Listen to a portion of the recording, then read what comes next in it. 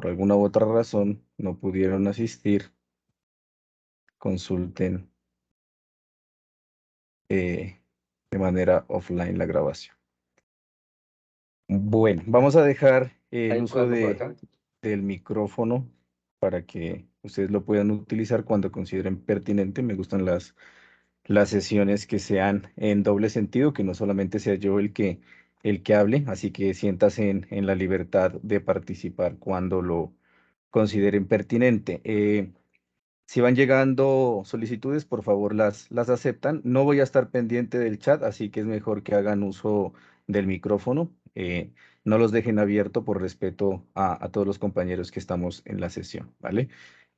Para el día de hoy vamos a hacer la webconferencia de la fase 2 del curso de instrumentación. En esta oportunidad los voy a acompañar yo y las demás webconferencias van a estar rotadas por los diferentes docentes de la red de tutores que tiene el curso de instrumentación. Para que me conozcan un poquito, mi nombre es Jorge Mora, yo soy docente medio tiempo adscrito al CCAB de Pasto. Soy ingeniero electrónico de formación, también soy ingeniero de telecomunicaciones, soy especialista en redes de nueva generación, tengo una maestría de investigación en ingeniería electrónica y telecomunicaciones, actualmente también estoy haciendo un doctorado y trabajo en una entidad del Estado que se llama Servicio Geológico Colombiano, en donde hago parte del staff científico técnico que se encarga de toda la parte instrumental para el monitoreo de amenaza volcánica en el segmento sur de Colombia y acompañándolos a ustedes en esta oportunidad como docente y mediador en el curso de instrumentación. Vamos a empezar. Bueno, el día de hoy vamos a ver algunas generalidades básicamente asociadas a mediciones y sensores.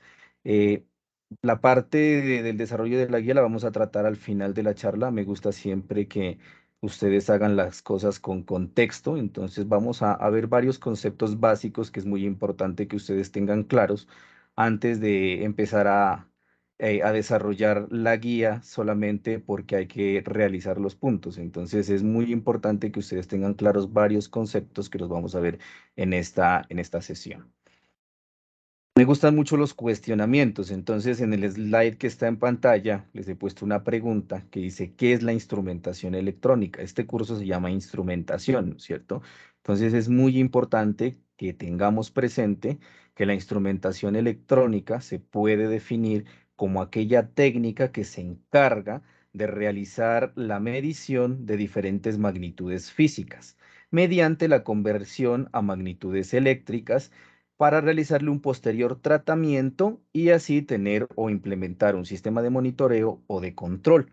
Puede ser supervisado o no supervisado. Supervisado cuando hay una persona o autónomo, ¿no es cierto? Cuando hay alguna implementación que le permite a ese sistema de monitoreo funcionar por sí solo y generar alguna alerta o alarma para el usuario final, sin que medie una supervisión de un experto o digamos de una persona que está pendiente de ese sistema de monitoreo.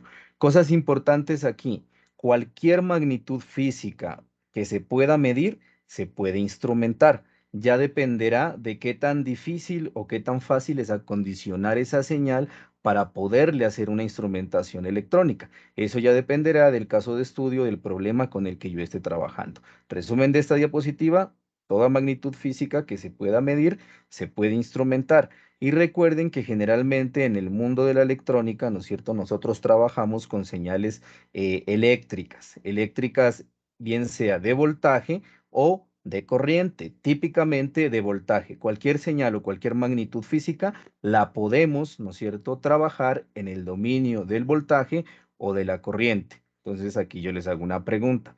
¿Ustedes qué creen que es más fácil, trabajar desde el punto de vista instrumental con voltaje o con corriente? ¿O será indistinto?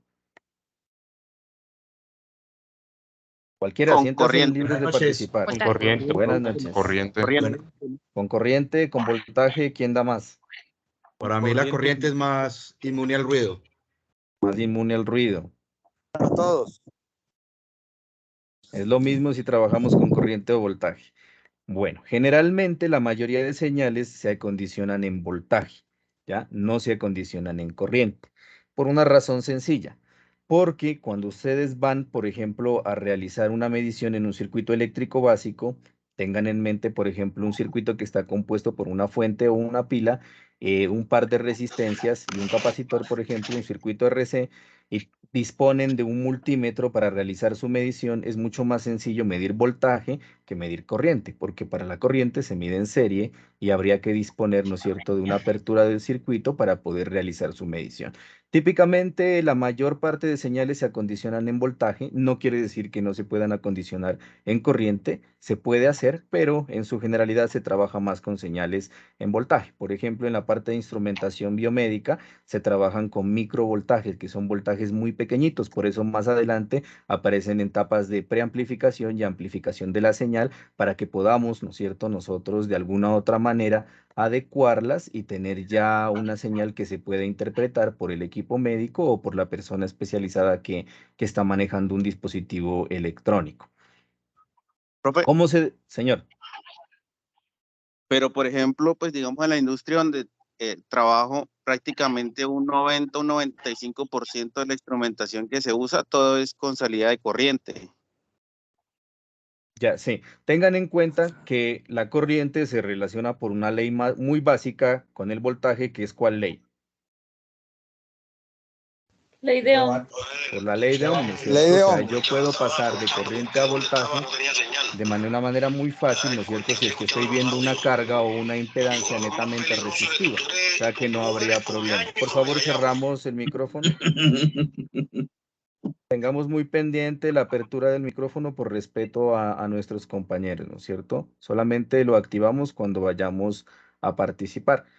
Se puede hacer de las dos maneras, ¿no es cierto? En la parte industrial, cuando trabajo con actuadores o con contactores, es muy típico, o con PLCs, trabajar con señales de corriente. Pero recuerden que puedo pasar de una señal a otra simplemente con la ley de Ohm, ¿no es cierto? Se puede trabajar con los dos procesos. Y sí, hay instrumentación donde hay corrientes de control, por ejemplo, que es el aporte que nos hace el compañero. ¿Cómo se define el proceso de medición? ¿Cómo se mide, no es cierto? ¿Qué se nos viene a la cabeza cuando nosotros hablamos de medir? ¿Qué es el instrumento más común que a ustedes se les viene a la cabeza cuando hablamos de medir, por ejemplo? Multímetro, amperaje, perímetro, Multímetro, pinza amperímetro, voltímetro, voltímetro, ¿no es cierto? Tenemos muchos. dependiendo de lo que se vaya a medir también, profe, por las herramientas que Correcto, hay. correcto, muy bien. Entonces, proceso de medición podemos definirlo como aquel proceso básico, elemental de la ciencia, que nos va a permitir comparar una magnitud física con una medida seleccionada. ¿Qué quiere decir eso? Por ejemplo, si yo voy a realizar una medida de longitud usando un metro, ¿cuál va a ser mi unidad de referencia o con qué lo puedo comparar? Centímetros. Miren este pedacito que está escrito aquí para averiguar cuántas veces la unidad está contenida en esa magnitud. Tenemos un elemento, no nos vayamos a la parte de instrumentación, entendamos el concepto básico de que es una medida. Si yo voy a realizar una medida de longitud y hay un elemento que se llama el metro, ¿no es cierto? Entonces, por ejemplo, si voy a tomar unidades de centímetros, ¿cuántos centímetros tiene un metro? 100, ¿no es cierto? Entonces, así para todas las variables, cuando yo estoy trabajando con voltaje, habrá situaciones en las que yo no voy a medir en voltios, sino por la parte natural de la medida que estoy haciendo va a ser una medida, por ejemplo, puede ser en milivoltios o en microvoltios, dependiendo de lo que vaya a trabajar. Y, por ejemplo, un microvoltio, ¿cuántos voltios tiene? 10 a la menos 3. Una millonésima No. parte de voltio. A la menos 6. 10 a la menos 6. Un voltio es igual a ¿cuántos microvoltios? 1 por 10 a la menos millón. 6. Un millón de microvoltios. Un Diez a la millón menos de 6. microvoltios, un millón de microvoltios. Si tuviéramos al contrario, sería 10 a la menos 6. En este caso, un millón de microvoltios es igual a un voltio. Entonces recuerden que hay correspondencias en las medidas con las que vamos a trabajar y eso simplemente son órdenes órdenes de magnitud a los cuales debemos irnos habituando, ¿no es cierto? Habrá variables en las que no vamos a hablar de milivoltios, sino que probablemente pueden ser voltios. En la parte de electrónica no hablamos de electrónica de potencia, en electrónica de potencia ya hay voltajes mucho más altos. En la parte de instrumentación electrónica del dominio digital, los voltajes suelen ser en su mayoría voltajes muy pequeños del orden de los milivoltios típicamente. Habrá aplicaciones que tienen sus excepciones, ¿no es cierto? ¿Qué es un sensor? Entonces, todos actualmente hablamos mucho de sensores y los sensores se volvieron ya casi que parte intrínseca de nuestra vida diaria, ¿no es cierto? Entonces, ¿cómo entendemos un sensor? Sin leer en lo que está ahí en el slide, ¿quién me dice qué es un sensor o qué entiende por sensor?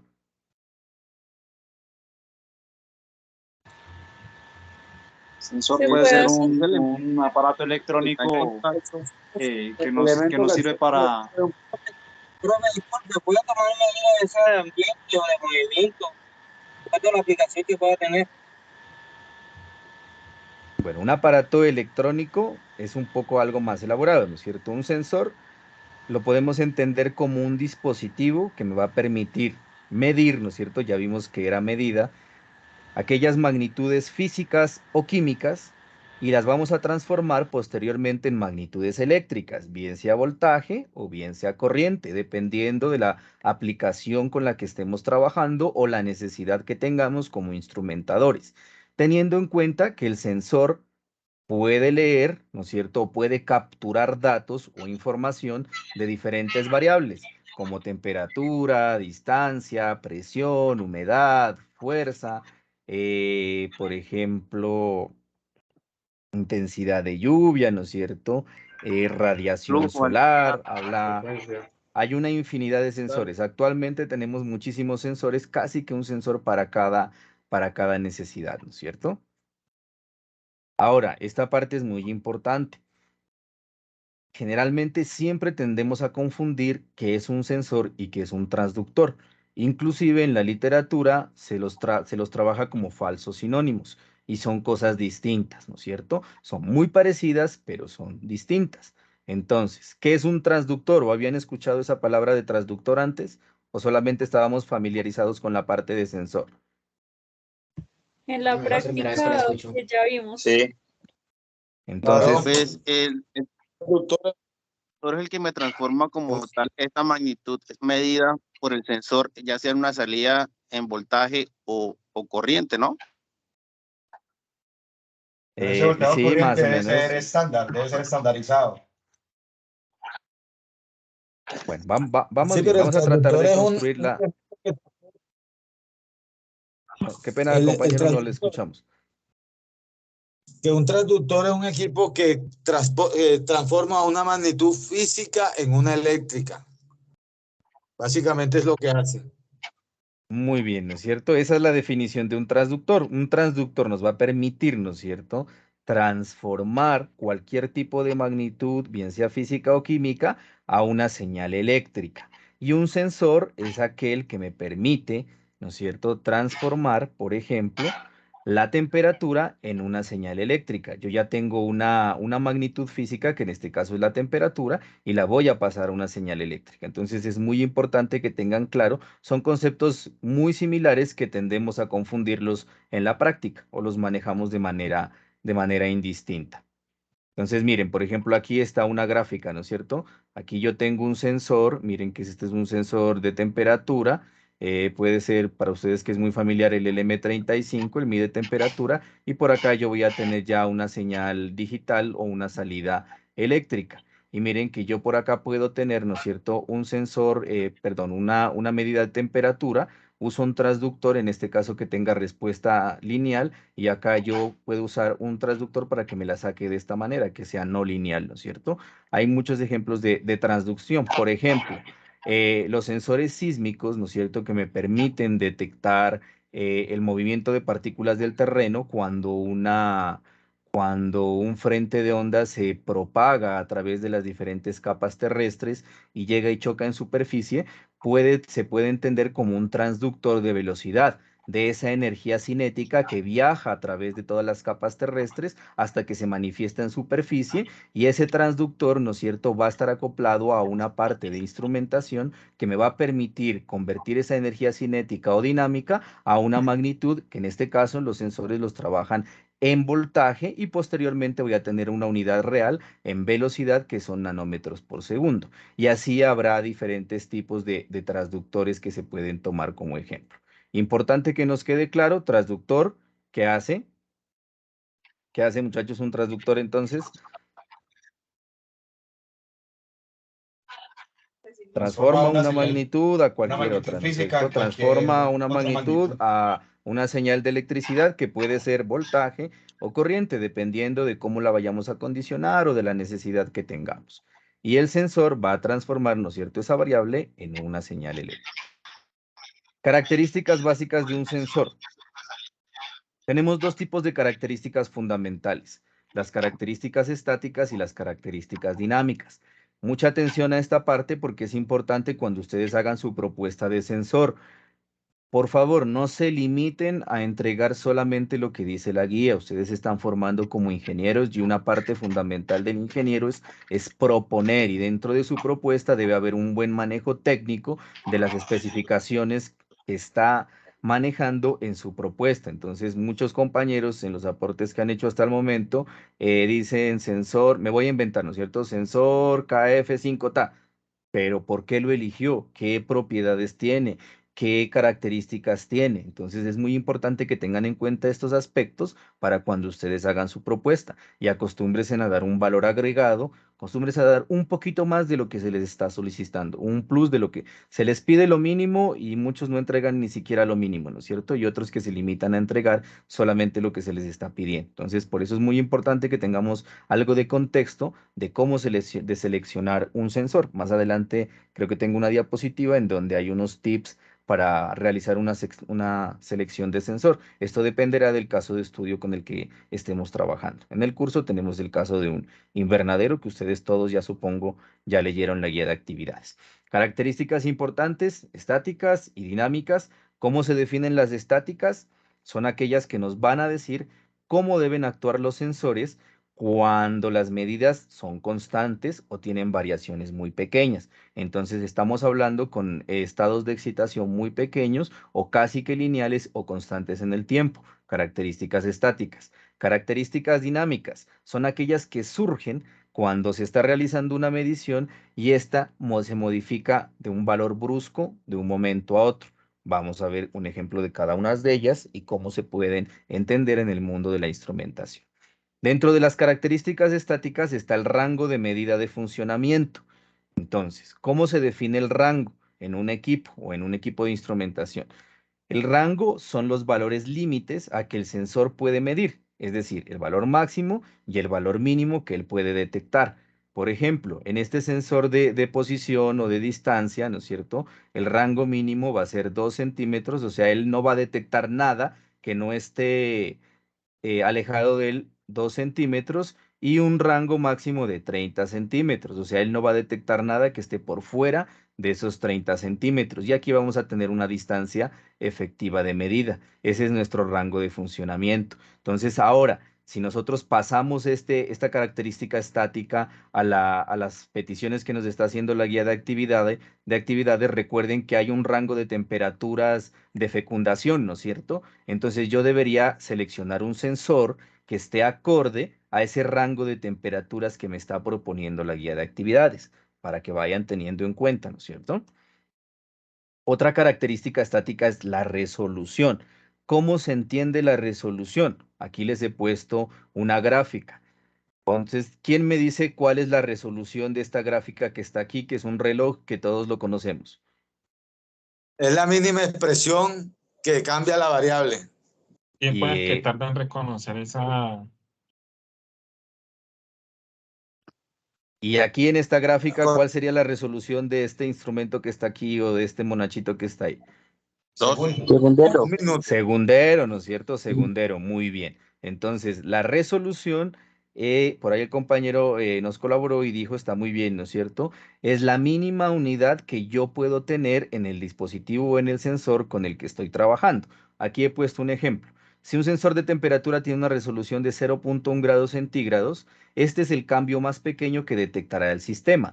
Es decir, si tenemos una temperatura de 28 grados y cambia a 28.04, el sensor no lo detectará. ¿Y por qué no lo detectará?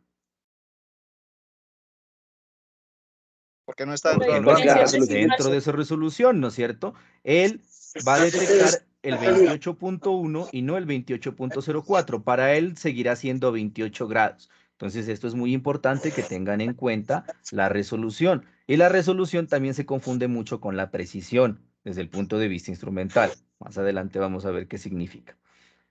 ¿Sí queda claro esta parte de resolución? Sí, señor, claro. Sí, tutor. Por ejemplo, si tenemos un multímetro que es capaz de medir hasta una escala de 10 a la menos 3, ¿cuál será la resolución de ese instrumento? Milivoltios. Milivoltios, muy bien, perfecto. Entonces queda claro esta parte de resolución, ¿no es cierto? Características estáticas. La sensibilidad. La sensibilidad es otra característica muy importante en un sensor. ¿Y cómo se entiende? La sensibilidad va a ser aquellos cambios que se detectan, o sea, hagan de cuenta que ustedes tienen un sistema de entrada-salida, tengo una entrada X, una salida Y, por aquí hay un sistema, una cajita, y va a ser la perturbación o la excitación o el estímulo más pequeñito que sea capaz de generarme una salida. Entonces, la entrada X más chiquita en este sistema o esta cajita que va a ser un XDS y por acá voy a tener un YDS o una salida que me genere un cambio en la salida. ¿Qué quiere decir esto? Aquí que he puesto. Por ejemplo, se puede tener un termómetro que tenga una resolución de 0.1 grados centígrados, pero interesa saber cuál es la temperatura en números enteros. Entonces se debe configurar la sensibilidad del sensor para que solamente muestre cambios 27 grados a 28 grados, en vez de 27 a 27.1 grados. Entonces, si yo quisiera tener la resolución que me está dando el sensor, que sería 0.1, ¿no es cierto? Debería trabajar en esta escala, 27.1, 27.2, 27.3. Recuerden que él un 27.13 no lo va a entender, sino que va a entender como si fuese un 27.1. Y miren que yo debería tener, no me interesan los decimales, los despreciaría en esa aplicación y diría que solamente voy a trabajar con una sensibilidad de 1 grado centígrado, que sería 27 a 28 grados centígrados para ese caso del ejemplo. Así yo tenga un sensor que sea capaz de percibir una resolución más alta, ¿no es cierto? Linealidad. Esto es muy importante para que lo tengan en cuenta al momento que están seleccionando el sensor. De una vez, el LM35 no aplica para esta fase porque es un sensor que ya está linealizado y es un sensor digital. Y el objetivo de este curso es hacer acondicionamiento de señal y de alguna otra manera tratar de linealizar una variable que en este caso es la temperatura. Entonces, los que han seleccionado o pensaban seleccionar el LM35 está descartado porque no aplica para esta fase. Sí es un sensor de temperatura, pero es un sensor de temperatura digital. ¿Listo? Y ahí en la guía se les dio unas dos opciones. Más adelante vamos a mirar por qué esas dos opciones. Linealidad. ¿Cómo se entiende la linealidad? ¿Quién trata de explicarme qué es una salida lineal en un sensor? En sus propias palabras, sin leer lo que está en la diapositiva. Una No, salida profe, constante. es cuando un equipo está tomando una medida y la señal a lo largo No de una varía en el escala tiempo, profe. posible, o sea, lo más derecho posible, ascendente o descendente, se comporta de Listo. manera exponencial, puede ser también. Listo. Yo No, digo que no varía. exponencial no, porque estamos hablando de salida lineal, ¿no es cierto? Profe, Entonces, miren. eso se refiere a la zona en que el instrumento responde a los cambios de forma proporcional en su salida, con respecto a los cambios Sí, físicos que se presenten. por ahí vamos, correcto, por ahí vamos. Vamos a tratar de construir la definición de linealidad con los aportes que cada uno ha realizado. Miren que aquí hay una gráfica muy sencilla. Esta línea punteada sería la salida ideal, ¿no es cierto?, de un sensor que ya esté linealizado o que esté lineal. Miren que está en color azul.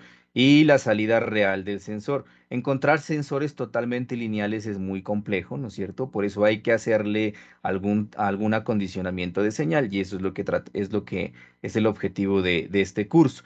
Entonces, aquí que les he puesto es la capacidad que debe tener un sensor para ajustarse a la salida ideal cuando se mide varias veces. Y aquí aparece otro fenómeno que se llama repetibilidad. ¿Qué quiere decir? Que si yo sé que supongamos que yo voy a tener una entrada X de 5 voltios, yo sé que a esos 5 voltios de entrada yo debo tener siempre 10 voltios de salida. Entonces, que las 10 veces que yo mida, debo estar bien cercano al 10 voltios de salida con una entrada de 5 voltios.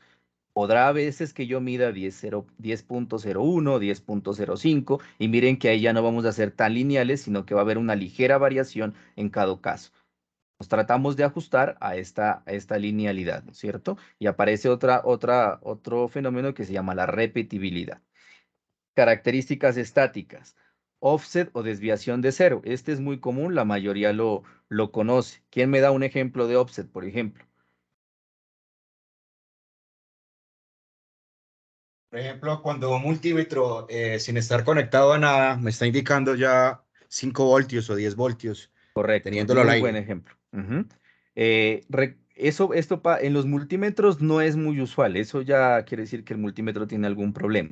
Pero en las pinzas amperimétricas o miliamperimétricas sí pasa eso porque ellas funcionan por inducción magnética. Y recuerden que estamos nosotros rodeados de ondas electromagnéticas y siempre va a haber un campo que atraviesa el instrumento. Entonces, los que conocen las pinzas miliamperimétricas o amperimétricas, dependiendo de la magnitud que yo vaya a medir, simplemente con ustedes encenderla y ponerla para medir corriente, bien sea continua o bien sea C, él va a detectar esa variación del campo y va a haber una medida. Por eso ellos tienen un botoncito de ajuste o de offset para pasarlo a cero. Esto es muy fácil de entender y es en la práctica muchos nos hemos topado con este tipo. Entonces es un ajuste a cero o al sistema de referencia con el que estemos trabajando. Típicamente trabajamos con un sistema X en la horizontal, Y en la vertical y 0 en el origen. Entonces, si por acá está desviado 2, yo puedo decir que él tiene supongamos que estos son voltios acá, entonces que él tiene 2 voltios de diferencia o de desviación o de ajuste de offset. Profe, repetibilidad. ¿Sí? ¿Alguien está hablando? Eso depende de si la pinza voltiamperimétrica es digital o analógica. Y con las digitales no sé. Sí, las pinzas, bueno, las pinzas digitales suelen ser más precisas que las analógicas, ¿no es cierto? Recuerden que si yo tomo la lectura de una aguja analógica, hay un error sistemático que va a tener, que lo introduce la persona que toma la lectura. Porque cuando yo hablo de una variable analógica y yo la voy a discretizar o la voy a digitalizar, entre un punto y otro hay infinitos puntos y ya va a depender de la experticia que tenga el instrumentador para dar una medida exacta. En cambio, en una pinza digital yo ya tengo en un display el valor que me está midiendo. Pero si ambas están construidos con el principio de inducción magnética, van a tener necesariamente ese offset y hay que corregirlo con un botoncito. Por ejemplo, la Fluke es una muy buena marca de instrumentos de medida y ellas tienen un botoncito en donde uno le ajusta el offset y él llega y le bota de una vez el 0 amperios o 0 miliamperios para que nosotros no tengamos esa desviación en la medida, ¿no es cierto? Características estáticas, repetibilidad. Esto es lo que habíamos hablado, ¿no es cierto? Si yo estoy haciendo una medición, esta repetibilidad me debe, ¿no es cierto? Me debe llevar a tener la misma medición con las mismas condiciones siempre. ¿Qué quiere decir? Que si yo estoy realizando unas medidas de temperatura en un laboratorio y estoy garantizando que estoy utilizando el mismo sensor, la misma fuente de voltaje, el mismo instrumento de medida, yo debo obtener en ese mismo escenario de medida los mismos valores tantas veces o tantas mediciones como yo la realice. Eso se llama repetibilidad y en la parte experimental es muy importante que este fenómeno se dé cuando estoy trabajando con calibración de sensores, por ejemplo, o cuando estoy patronando sensores o patronando equipos. Esta repetibilidad es muy importante. Que la entrada que me está generando una salida con condiciones controladas en un escenario que sea el mismo, yo pueda repetir el experimento tantas veces como desee y obtenga los mismos resultados. Precisión y exactitud. Aquí es muy importante que hagamos un poco de hincapié porque son dos conceptos que se tienden a confundir con bastante facilidad. Y también se los trata en algunas partes o algunas veces como sinónimos. Entonces miren que he puesto un monachito, un grafiquito ahí en pantalla en donde hay varios escenarios. Por ejemplo, ¿quién me explica en sus propias palabras el escenario 1? ¿Cómo entienden esa gráfica del escenario 1? El alto es preciso, pero que, profe, disculpe, que hay Señor, acercamiento siga. de pronto a un valor. Bueno, vamos a tratar de definir qué es precisión. Que el instrumento Precisión, no es preciso ni tampoco es exacto en la primera gráfica. y aquí está el comentario, ¿no es cierto? Ni es exacto ni es preciso. ¿Pero por qué? Vamos a mirar primero aquí Profe, qué es precisión. Pues, o sea, resulta que las medidas, la precisión pues, es la capacidad de un instrumento de en cada una de sus tomas de medida estar muy cerca entre ellas. No necesariamente pues va a ser exacto, pero lo ideal es que todas sus tomas estén muy cerca entre sí. Y las actitudes ya que el instrumento tiene la capacidad de estar lo más cercano a la magnitud real. Correcto, muy bien, ¿no es cierto? O sea, Entonces, resumen, ¿qué es precisión? Aquí está escrito, ¿no es cierto? Es la capacidad que tiene un sensor para dar lecturas muy cercanas a otras mediciones. Entendamos este gráfico. Nuestro target o nuestro objetivo de medición es el punto rojo. Yo debería medir lo que está en el punto rojo. Entonces, ¿qué dice? Un sensor para dar lecturas muy cercanas a otras mediciones. Miren que estas mediciones están dispersas. Como están dispersas, no tenemos precisión y tampoco tenemos exactitud porque estamos lejos de este target. Eso es lo que quiere, o de este objetivo, o de esta medida real, como lo queramos llamar. Entonces, nos estamos alejando. Tenemos dispersión en las medidas y además de que estamos dispersos en las medidas, ni siquiera estamos cerca del valor real que necesitamos medir. En el segundo ejemplo dice, si hay precisión, pero sin exactitud. ¿Y por qué hay precisión y no exactitud? ¿Quién interpreta ese ejemplo? Porque las medidas están cercanas. Las medidas coinciden, pero en realidad no están midiendo el valor que se quiere pues, llegar a medir. Correcto, muy bien. Miren que esta nube de puntos están cercanas entre ellas como medidas, pero están lejos de qué? Del valor real o del valor objetivo que necesitamos medir. En el tercer gráfico, exactitud sin precisión. ¿Por qué exactitud sin precisión? ¿Quién lo interpreta? Están muy cerca del punto Porque ideal, pero un no, valor dio no con repetitivamente. exactitud y los otros están dispersos. Exactamente, tenemos por acá un hito que le pega al valor real o sea, muy cercano al valor real, otros que están cerca, pero entre ellos están dispersos, ¿no es cierto? Están dispersos, por eso hablamos de exactitud sin precisión. Y miren esta otra gráfica, precisión y exactitud, en donde está la nube de puntos concentrada, muy cercana entre ella, en ese clúster o en ese agrupamiento, y muy pegada al valor objetivo. Entonces miren cómo sería la curva si yo quisiera plotear medición y posición. Si no tengo ni lo uno ni lo otro, miren que obtengo, digamos que un rectángulo. Si tengo precisión sin exactitud, tendré esta curva, ¿no es cierto? Que se asemeja mucho a una campana de Gauss. Y entre más estrecho sea esta campanita o esta curva aquí, yo voy a tener tanto precisión como exactitud. ¿Listo? ¿Se entiende esta parte de precisión y exactitud? ¿O hay alguna Sí, duda? señor. sí, sí.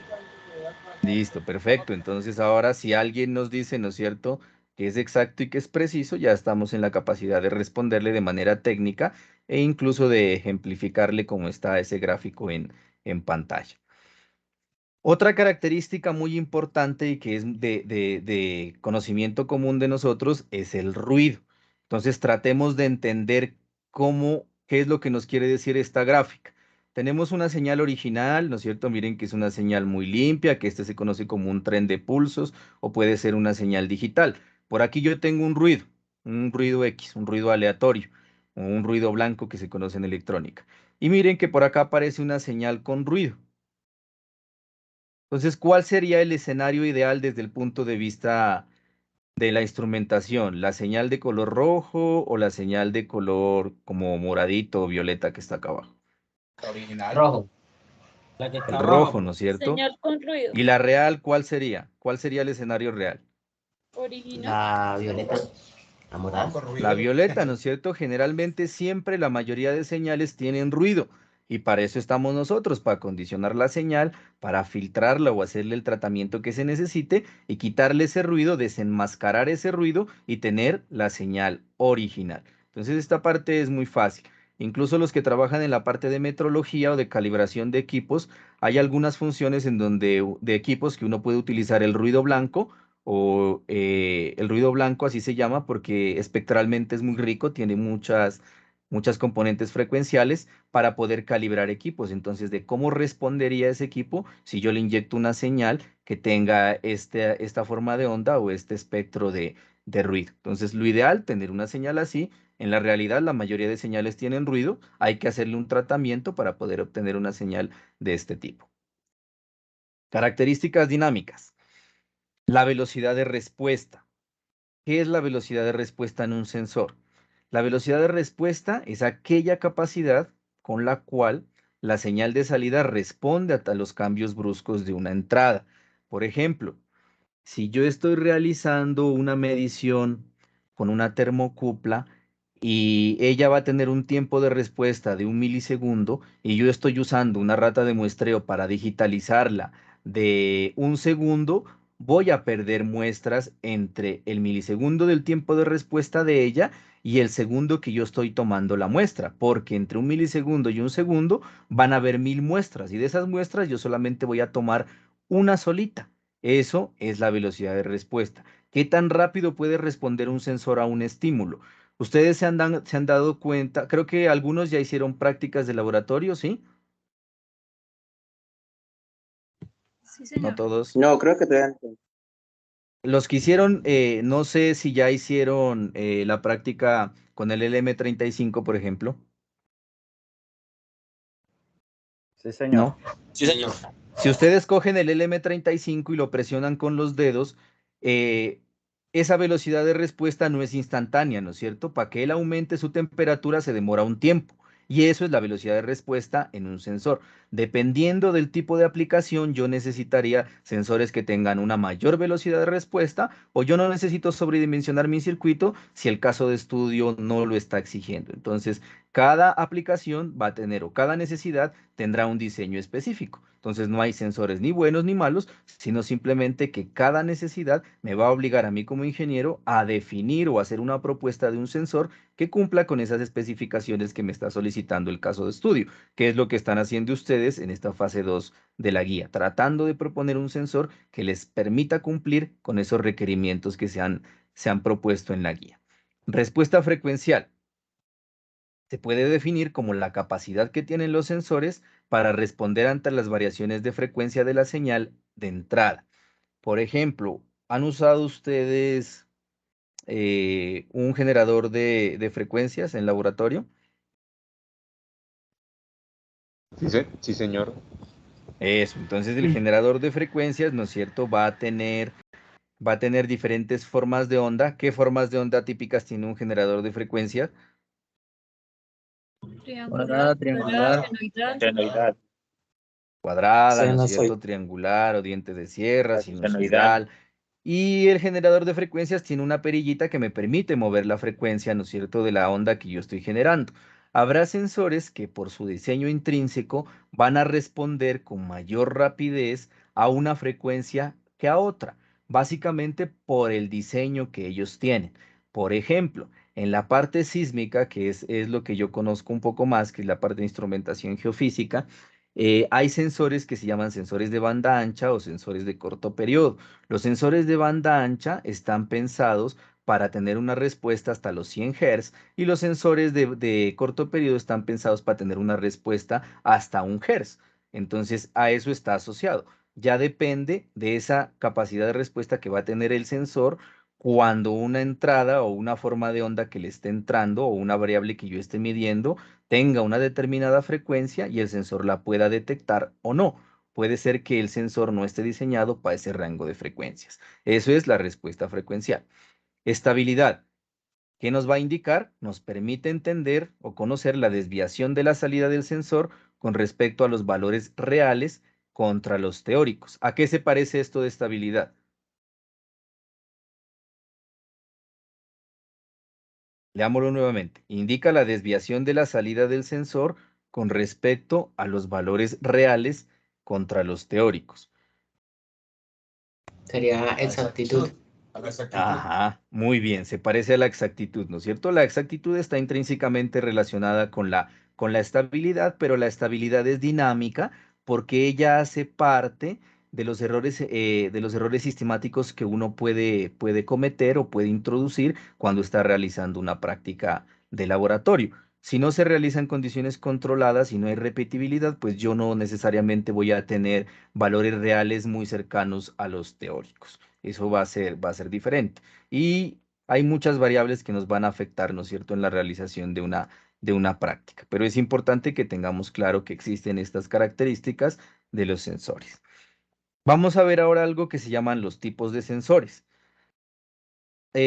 Realizar una clasificación de sensores es bastante complejo con la cantidad de oferta que tenemos de sensores. Hay un sinfín de sensores que intentar catalogarlos entre un tipo y otro es complicado. Traté de extractar como los más comunes que se encuentran en la literatura. Probablemente ustedes conocen muchos de los que vamos a ver. De acuerdo a la energía, sensores activos. ¿Qué es un sensor activo? Un sensor activo es aquel sensor que va a generar una señal representativa de una variable de manera autónoma, es decir, que no requiere de una fuente de alimentación.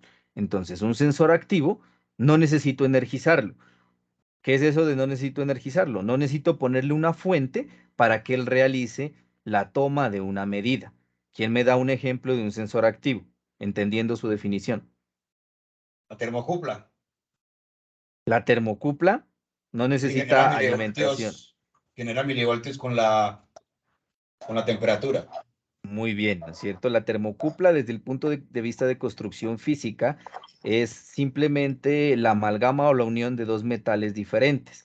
Y ella no necesita una señal de voltaje de entrada para generarme una señal de salida. Entonces, eso es un sensor activo.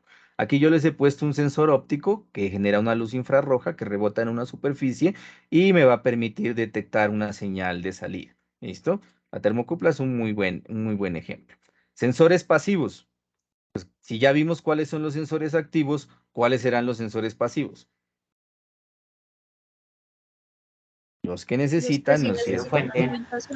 Exactamente, los que necesitan una alimentación externa para funcionar. Un ejemplo de un sensor activo, pasivo que ustedes conozcan. Un sensor de nivel. Un sensor de nivel, ¿no es cierto? Un sensor que funcione utilizando impedancia o resistencia o conductancia también variable. ¿Perdón? Disculpe, profe, pero ahí en la presentación dice al contrario, ¿ves qué me parece? Dice no requieren de una fuente. ¿Está mal o estamos interpretando mal? Espéreme. Tenía la Perdón, misma sí. duda. Que está... Es acá, no, quedó mal aquí el no. Requieren de una fuente de alimentación. ¿Listo? La fotocelda. La fotocelda es otro ejemplo también, muy bien. Cualquier sensor, los sensores con los que ustedes están trabajando en este momento también, ¿no es cierto? O que van a proponer también son una opción. O sensores de inductancia variable. Estos sensores ya son un poquito más complejos de entender porque recuerden que si ustedes trabajan con capacitancias o inductancias, ya no hablamos de ecuaciones lineales, sino que ya aparecen ecuaciones que, si los fuéramos a modelar o a entender cómo funcionan. Cuando ustedes miran circuitos donde hay... Ah, correcto, muy bien, ecuaciones... Creo que son ecuaciones exponenciales. Bueno, ahí también pueden aparecer ecuaciones exponenciales, pero básicamente hablamos de ecuaciones diferenciales o integrales, ¿no es cierto? Y ya se nos complica un poquito, nos salimos de la parte de ecuaciones lineales, pero no quiere decir que no se puedan utilizar. Tipos de sensores según el tipo de señal que generan. Sensores digitales, estos son muy comunes para ustedes. ¿Qué sensor es este? Display. Es un display, ¿no es cierto? O una pantalla. Y él lo que va a reconocer es un estado lógico de un 0 o un 1. Generalmente se le asigna al 0 lógico los 0 voltios y al 1 el 5 voltios. También en alguna literatura se lo conoce como sensores binarios porque manejan los dos estados. Esto es una convención, ¿no es cierto? Hay gente que puede trabajar con lógica inversa y puede decir que al 0 le asigna los 5 voltios y que al 1 le asigna los 0 voltios. Pero por convención, generalmente siempre se trabaja 0 voltios para el 0 y 1 voltio y 1 para el 5 voltios. Y así funcionan las compuertas TTL, por ejemplo, ¿no? Tipos de sensores según el tipo de señal que generan. Sensores análogos. Nosotros en este curso vamos a trabajar con sensores análogos porque nos interesa linealizar esa respuesta que tienen esos sensores. Por eso el LM35 no aplica para esta fase porque es un sensor que ya tiene salida digital. ¿Listo? Son sensores, ¿no es cierto?, que tienen en su salida o emiten una señal de un rango de valores instantáneos que van a variar en el tiempo y que son proporcionales a las variables que se están midiendo. Aquí hay un ejemplo que esto es muy común para ustedes también. Fotorresistencia. Una fotorresistencia, ¿no es cierto? ¿Y cómo funciona la fotorresistencia? Varía la resistencia con la intensidad de la luz, positiva o negativamente, dependiendo del tipo. Muy bien. Así funciona una fotorresistencia. Y hay otros tipos de sensores como los sensores de sonido, los sensores de presión y los sensores de temperatura analógico que son los que nos interesan. Sensores temporales. ¿Qué son los sensores temporales? Son aquellos que van a generar una señal variable en el tiempo que puede ser una onda sinusoidal, triangular o cuadrada, lo que hablábamos del generador de señales. Y miren que aquí les he puesto un ejemplo. Entonces, esto que está aquí, ¿qué es? Electrocardiograma. Un electrocardiograma, ¿no es cierto? ¿Y cómo funciona un electrocardiógrafo? O un equipo de ECG.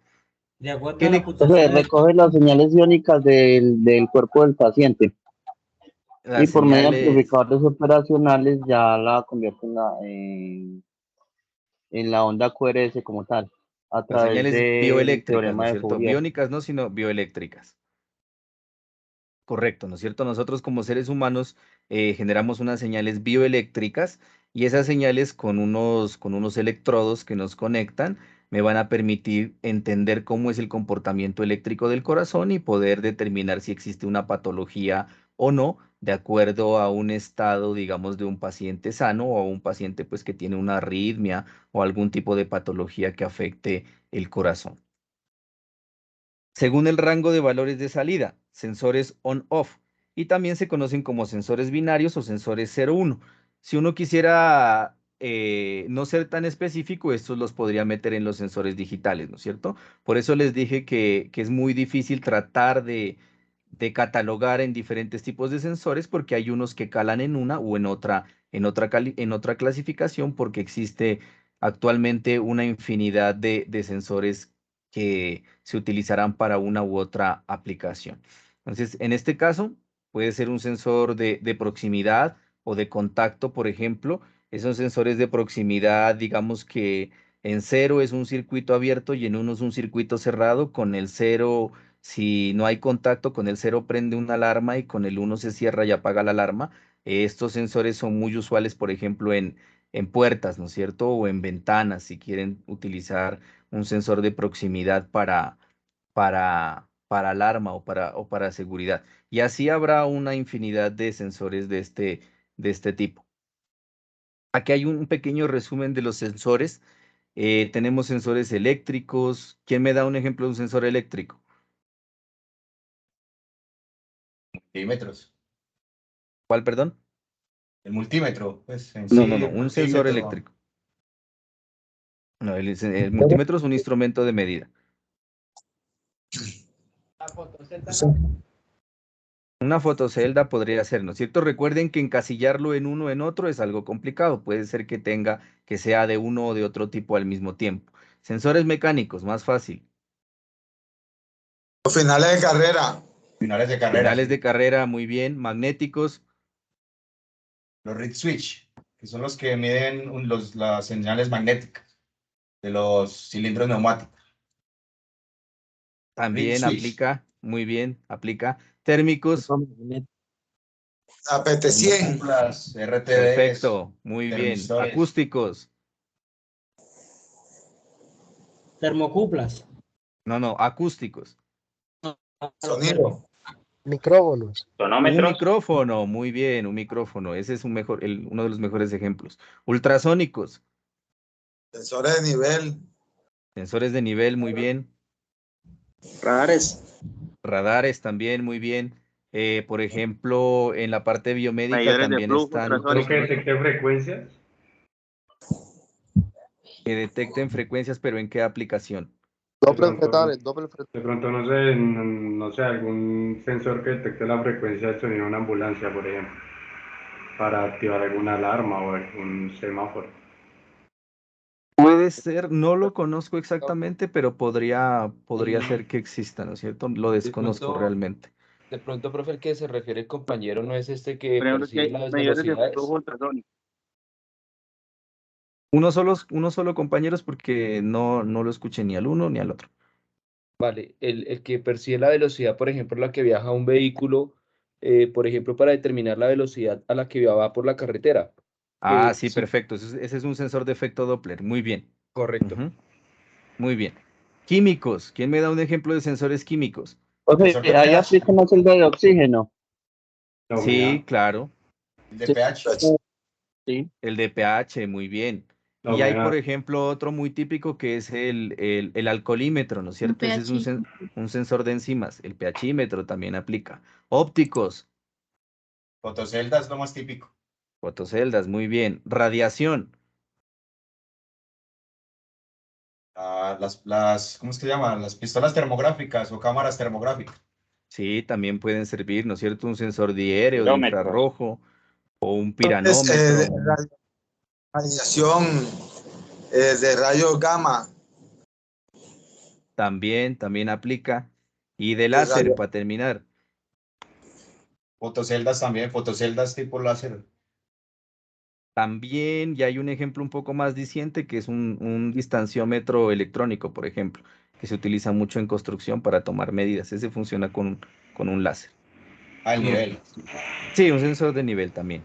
Sensores de temperatura. Vamos ya a adentrarnos un poquito en lo que nos compete. Ya vimos un abanico de posibilidades de sensores, que hay un montón, ¿no es cierto? Es muy complicado que los conozcamos todos en un curso, ya dependerá del ámbito de trabajo que cada uno tenga y lo que les dije. O sea, casi que existe un sensor para cada necesidad. Si no, habría que adaptarlo, pero existe una multiplicidad de sensores que nos permiten realizar un montón de medidas actualmente. Sensores de temperatura son componentes eléctricos y electrónicos que los vamos a denominar en calidad de sensores, nos van a permitir realizar la medida de temperatura mediante una señal eléctrica determinada. Esta señal se puede enviar de manera directa o mediante el cambio de la resistencia. Esto también se denominan sensores de calor o termosensores. Los sensores de temperatura se usan en diferentes aplicaciones para el control de circuitos. Por ejemplo, sensores de temperatura también se les llaman a los sensores de calor o detectores de calor o sondas térmicas. Tienen muchas aplicaciones en la industria y en diferentes ramas de la ingeniería. Estos tipos de sensores de temperatura sí se pueden subclasificar o clasificar en tipos. En pantalla les he mostrado los termopares. Los termopares no los contemplamos en la guía de actividades precisamente porque la linealización de la salida de estas termocuplas es un poco más complejo y no todas aplican para implementarle un puente de Weston, que es lo que nos interesa. Entonces, recuerden, esto lo vamos a ver de manera informativa para que sepamos que existen sensores que son termopares, pero su propuesta o su selección no debe estar enfocada en termopares, que quede muy claro. Estos sensores se usan, ¿no es cierto? Lo que les dije, una termocupla es la amalgama o la unión de dos metales diferentes para producir un voltaje. El compañero nos daba el ejemplo de la termocupla y así determinar, ¿no es cierto?, una temperatura local. De termocuplas hay diferentes, dependiendo del tipo de rango de medida que yo vaya a utilizar. Hay termocuplas tipo K, tipo J. Ya se usan, por ejemplo, termocuplas en los hornos o sensores de temperatura en los hornos de cremación o en la parte industrial, en las plantas de pasteurización. Hay una infinidad de sensores, cada uno con unas especificaciones técnicas muy propias, dependiendo de donde yo lo vaya a aplicar. Si nos queda el tiempo, les muestro la data en tiempo real de una termocupla que tenemos para monitorear, una termocupla tipo K que tenemos para monitorear la temperatura de una fuente termal en el volcán Chiles, que es un volcán que queda en la frontera colombo-ecuatoriana, para que se den cuenta de que la instrumentación está presente en todo. Sensores de temperatura tipo RTD. Estos sensores son muy importantes porque ustedes pueden enfocar su propuesta en un sensor de este tipo. Entonces, son detectores de temperatura por resistencia que me van a medir temperatura mediante una resistencia. Entonces, directamente no hacemos medida de temperatura, sino que estamos haciendo una medida de resistencia, ¿no es cierto? Cuando esa RTD se calienta, la resistencia del sensor puede aumentar o puede disminuir, ¿no es cierto? Dependiendo del tipo de RTD con el que se esté trabajando. Ya algunos compañeros han hecho algunos aportes ya con RTDs, están muy bien. Hay un RTD muy típico que se usa mucho, que es un sensor económico, que es un sensor con muy buenas prestaciones. ¿Alguno lo conoce? No quiero decir el nombre. La PT100, ¿no es cierto? La PT100 es un sensor, no es un sensor industrial, pero es un sensor que sirve para muchas aplicaciones y que se lo utiliza mucho para cosas académicas. ¿Listo? Esa es una muy buena opción de sensor. El PT1002B también. También el PT1002B. Ahí está, eso es parte de su trabajo, ¿no es cierto? Justificar su propuesta con un análisis técnico. ¿Por qué yo propongo este sensor? Teniendo en cuenta una tablita que se les compartió en la guía, en donde deben consignar las especificaciones técnicas del sensor que están seleccionando y tener en cuenta que el sensor que seleccionen debe podérsele aplicar un circuito en equilibrio. Otro tipo de sensores de temperatura son los termistores, ¿no es cierto? Estos termistores también son muy utilizados en la industria. Aquí no quiero que se me confundan. Si van a seleccionar termistores, tengan en cuenta que los termistores se utilizan mucho en circuitos de electrónica de potencia como elementos o como componentes de protección para altas corrientes. Entonces tengan mucho cuidado en las especificaciones técnicas del sensor tipo termistor que están seleccionando, porque hay termistores que tienen corrientes de paso muy altas y esas corrientes de paso altas son corrientes que se utilizan en termistores de potencia, en electrónica de potencia, para limitar o para lograr de alguna otra manera proteger un circuito electrónico. Y recuerden que el fin nuestro en este caso de estudio es realizar mediciones de temperatura, no hacer limitaciones de corriente o protecciones de sobrecorrientes en circuitos electrónicos. Entonces es muy importante que lean bien las especificaciones del termistor antes de hacer una selección de él. ¿Cómo funciona? Al igual que los RTDs, ¿no es cierto? Miden la resistencia eléctrica para calcular la temperatura. ¿Qué diferencia tienen con un RTD? Suelen estar construidos con metales puros, normalmente platino, y mientras que los termistores están construidos con diversos materiales semiconductores. Y recuerden que va a haber un termistor para cada aplicación. ¿Dónde está el trabajo? En saber interpretar las especificaciones técnicas que tenga el sensor y que se ajuste a lo que le están pidiendo en el caso de estudio. Generalmente vienen así en esta presentación, en este encapsulado, que esto se parece mucho a qué. ¿A qué se parece este encapsulado? A un varistor o a un condensador. A un varistor o a un condensador cerámico, ¿no es cierto? A una lenteja, le dicen también coloquialmente al condensador cerámico. ¿Qué tipos de termistores hay? Están los PTCs, que son termistores con coeficiente de temperatura positivos, y los NTCs, que son coeficientes de temperatura negativos. ¿Qué es esto de positivo y negativo? En el caso de los PTCs, este tipo de termistores realiza una señalización o un aumento de la temperatura con una mayor resistencia. ¿Qué quiere decir eso? Que si yo estoy midiendo, ¿no es cierto? Tengo una olla con agua que está, digamos, a una temperatura ambiente de 25 grados centígrados, y prendo el fogón o prendo la estufa, la empiezo a calentar y voy a medir 100 grados centígrados. Entonces, si a los 25 grados centígrados ese PTC tenía una resistencia de 50 ohmios, cuando yo prendo el fogón, ese PTC va a tener una mayor resistencia asociada al aumento de la temperatura. Y en el caso de los NTCs pasaría lo contrario o lo inverso, ¿no es cierto? Si yo aumento la temperatura que necesito medir, esta va a traducirse o a pasarse, ¿no es cierto?, en una reducción de resistencia. Y esto funciona en óxidos de metales o semiconductores, ¿no es cierto?, dependiendo de cómo esté dopado electroquímicamente el semiconductor con el que yo estoy trabajando.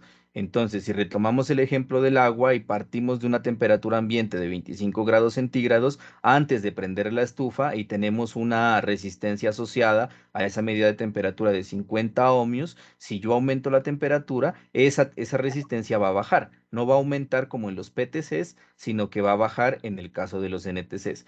¿Cuál es mejor? Ni el uno ni el otro. Dependerá en lo que yo lo vaya a utilizar y cómo argumente mi propuesta, ¿no es cierto?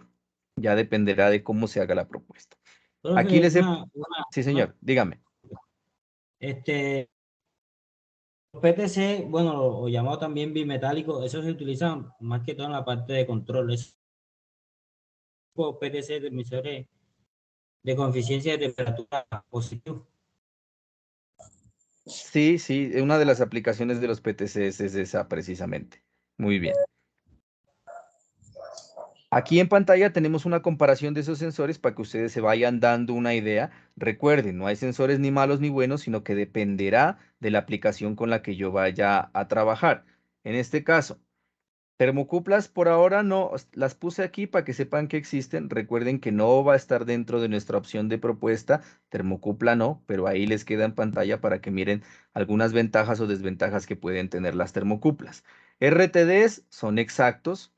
Este tiene una señal de salida alta, los RTD son estables, este tiene un tiempo de respuesta rápido, es más lineal que las termocuplas, y medición a 2 hilos. Este de acá tiene más sensibilidad. Entonces miren que todo este tipo de cositas ustedes tienen que irlos mirando. RTDs costosos, esto ya es relativo, ¿no? Depende, ¿no? Depende del mercado en el que yo vaya a comprar. Puede ser que una RTD sea más económica que un termistor, dependiendo del que yo seleccione. Digamos que esta desventaja puede ser relativa. Tiene un tiempo de respuesta lento, y ya ustedes analizarán esta tablita, ¿no es cierto?, y harán una propuesta. Aquí hay una curva de respuesta de los tres sensores en el eje, de los tres tipos de sensores. En el eje horizontal está ploteada la temperatura, en el eje vertical el voltaje asociado también a la resistencia. Entonces miren que esto es la termocupla. Esta es la respuesta de la termocupla. Esta es la respuesta de un termistor. Es un modelo, ¿no es cierto?, de un termistor. Y esta es la de un RTD. Entonces, ¿cuál creen ustedes que tiene una respuesta más estable y más lineal? Mirando esa gráfica que está en pantalla. El RTD. El RTD, ¿no es cierto? Ahora pues todos vamos a seleccionar RTD. No, ¿no es cierto? Cada uno hará su propuesta realizando un análisis técnico. Eso es lo que esperaría uno ver en las propuestas que ustedes hagan. El por qué seleccionaron el sensor. No solamente ponerme el sensor y una que otra especificación, ¿no es cierto? Debe haber un análisis como el que estamos haciendo aquí en este momento. Por ejemplo, en nuestro ejercicio no, que necesitamos en un cultivo mantener una temperatura entre X valor y X valor. Sí. Fuera de eso no sirve, no se va a cumplir el objetivo como tal. Entonces uno dice, hombre, yo por lo menos voy a escoger una PT100 que necesito tener un valor bien exacto, que tenga buena exactitud, por un rango bueno, ¿cierto? Por este motivo, porque es crítico, la temperatura es la variable más crítica para el proceso, que es esto, ¿cierto? Correcto, muy bien, sí, correcto. Ese tipo de análisis es el que debería plasmarse, ¿no es cierto? Aparte de la tablita que se les está pidiendo de las especificaciones técnicas, un párrafo cortico. Yo seleccioné tal sensor por esto y por esto, como lo que usted acabó de exponer en este momento. Eso está Profe, muy bien. disculpe. Sí, señor. Eso va también variando a qué, por lo menos yo trabajo la parte de refrigeración y en lo que era de parte de laboratorio. Tiene que haber mucha precisión en las mediciones de temperatura, cuestiones de que una medición digamos, de facto de muestras de sangre por el rango de temperatura pueda que mida algo diferente a lo que se está siguiendo. Claro, correcto. Recuerden que cada aplicación tendrá unas exigencias mayores que otras, ¿no es cierto? Por ejemplo, una incubadora de neonatos. Recuerden que si no está a la temperatura que tiene que estar y si el sensor no tiene las especificaciones con las que debe cumplir, pues corre riesgo la vida del bebé que está en esa incubadora, ¿no es cierto? Entonces, habrán aplicaciones en las que algunas de las características que vimos anteriormente son más importantes que otras y eso es lo que ustedes deben tratar de precisar en el sensor que seleccionen. ¿Listo? Hay muchas opciones de sensores que les pueden servir. Lo importante es que estemos en la capacidad de argumentar el por qué seleccionamos uno u otro sensor. ¿Listo? Comparación de sensores de temperatura. Bueno, creo que se nos está yendo mucho el tiempo. No vamos a entrar acá para hacer el ejemplo. Sí, miremos este ejemplo, circuito de equilibrio. En la guía se le solicita realizar un circuito de equilibrio, pero entonces, ¿qué es un circuito de equilibrio? O un circuito balanceado también se lo consigue en la literatura. Entonces, un circuito en equilibrio es aquel que tiene impedancias iguales en las ramas, en donde su salida será 0 voltios. Hay circuitos que no se equilibran a 0 voltios, típicamente sí se hace a 0 voltios. Habrá aplicaciones en las que no. ¿Listo? Nosotros sí vamos a trabajar a 0 voltios. Por eso está resaltado en negrillas. Ahora más adelante vamos a ver cuáles son las ramas o qué hace referencia a la parte de ramas. Aunque algunos de ustedes ya han ido haciendo aportes y están muy bien las consultas que han hecho y han desarrollado ya la parte del circuito en equilibrio con el sensor que seleccionaron. En la literatura se consiguen tres circuitos de equilibrio, que son el de Weston, el puente de Maxwell y el puente de Schering. Cada uno tiene unas aplicaciones específicas. Estos puentes de acá no los vamos a ver en el curso porque son un poco más complejos, ¿no es cierto? Tienen que ver ya con inductancias y con capacitancias y recuerden que si introducimos este tipo de elementos electrónicos, nuestras ecuaciones ya no son lineales, sino que aparecen ecuaciones íntegro-diferenciales y se va complicando un poquito la situación. Para parte de ejemplificación, nosotros nos vamos a centrar en el puente de Weston, pero recuerden que desde el punto de vista instrumental yo puedo hacer un puente de equilibrio o un circuito en equilibrio también con un puente de Maxwell o un puente de Schering. Vamos a ver qué es el puente de Weston. En la pantalla tienen esta gráfica. Tenemos, ¿no es cierto?, una fuente de voltaje. Hemos dispuesto diferentes resistencias aquí. Y miren que tenemos aquí un V sub G. ¿Qué será este V sub G? Voltaje. Es un voltaje, ¿no es La cierto? Un salida, voltaje que voltaje de salida. necesitamos medir. Correcto, es el voltaje de salida. Entonces miren que nos interesa medir el voltaje entre el nodo D y el nodo B. Y por aquí tenemos un arreglo de resistencias, R1, R3, R2, que se ha puesto como si fuese un ¿qué? ¿Qué símbolo es este?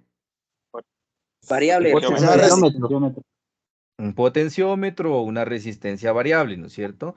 Y acá una RX, como dijimos que vamos a trabajar con sensores que varían su resistencia y nos dan una medida de temperatura, esta RX es la resistencia del sensor que ustedes han seleccionado. Entonces miren que ya tenemos un circuito y le aplicamos las leyes de Kirchhoff para analizarlo. Entonces miren que acá ya está. Bueno, más adelante vamos a hacer análisis. En el puente de Maxwell es una configuración un poquito más complicada que el puente de Weston. ¿Por qué? ¿Qué hay de diferencia? ¿Qué notan de diferencia? Miren esta gráfica y miren esta que está aquí, tiene puente de Maxwell. capacitancias. Tiene capacitancia. Entonces la fuente, una es de continua y otra de alterna. También correcto, la fuente. Entonces miren que esto se va complicando un poco. Pero recuerden que también existe el puente de Maxwell. No vamos a ahondar en eso porque nos interesa el puente de Weston. Y también está el puente de Schrödinger. Entonces miren este y este. ¿Qué diferencia hay? Ya es un circuito de RLC. Ya es un circuito un poco más complejo. Este no tiene inductancias, también se le puede poner inductancias, tiene solamente capacitancias y resistencias, pero la disposición de los elementos ya me obliga a hacer un análisis nodal un poco más complejo, ¿no es cierto? Entonces, no vamos a ahondar en esos. Ejemplo de lo que nos pide la guía de actividades. Por fin llegamos a la guía de actividades. Equilibre el puente de Weston a 25 grados centígrados para un termistor que presenta una resistencia de 156 ohmios a esa temperatura. Datos importantes. Sabemos que cuando hay 25 grados vamos a tener una resistencia asociada de 156 ohmios para ese sensor. Tenga en cuenta que según el fabricante la corriente que debe circular por el sensor no puede superar 5 miliamperios. Ojo con esto, las corrientes de estado estable de los sensores que ustedes elijan deben ser corrientes pequeñas, típicamente de alrededor de miliamperios. En el caso de los termistores de potencia son corrientes altas, del orden de amperios. Esos termistores no les van a servir para esta aplicación porque esos termistores se emplean en electrónica de potencia como limitadores de corriente. ¿Listo? No como sensores de temperatura. Son tips que tienen ya para que hagan una buena selección del sensor. Tenemos la disposición de las ramas, nodo A, nodo B, nos interesa este voltaje de salida o el voltaje B sub AB. Tenemos R3, R1, R2 y un voltaje de entrada. Todo esto referenciado a tierra. Aquí está paso por paso de lo que deben hacer para que no nos confundamos. Primer paso, tenemos que calcular el valor de R3. ¿Cuál es el valor de R3? Este que está arriba, en la parte de la malla superior. Si lo miramos esto como dos mallas, malla superior, malla inferior.